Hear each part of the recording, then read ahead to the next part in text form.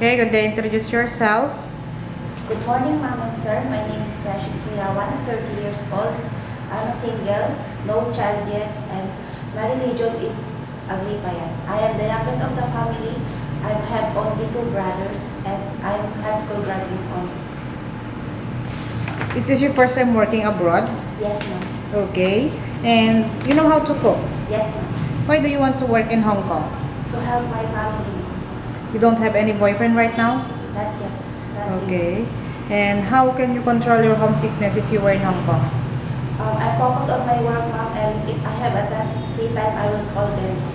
Okay. And do you have any experience before as a helper here in the Philippines? Yes, ma'am. For how long? 2 years. How many members of the family? With only 4 members, ma'am. Who are they?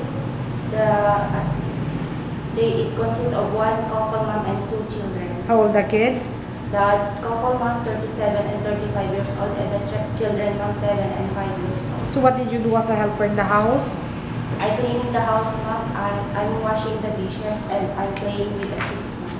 Okay, you cook also? You cook? Yes, ma'am. You go to market? Yes, ma'am. How often you do marketing in a week?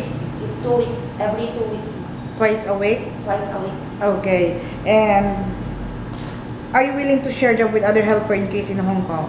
Yes, ma'am. Your day off will not fall on Sunday. You will be given only twice a month off, and the 2 other off will pay you. Is that okay for you?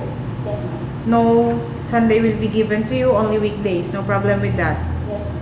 You love kids? Yes, ma'am. Can you handle naughty kids? Yes, ma'am. Are you afraid of any pet? No, ma'am. Okay. Are you willing to look for, if in case there's a grandparent staying in the house, that okay for you? Yes, ma'am. Your future employer now is watching you. What can you assure and promise to them? Hello, ma'am, sir. I am your future housemate. Please hire me, ma'am, and I'll do the household chores. And I take care of the kids, ma'am. How long you want to work in Hong Kong? As long as my employers needs me. If ever, will you promise not to go home in case of emergency here in the Philippines?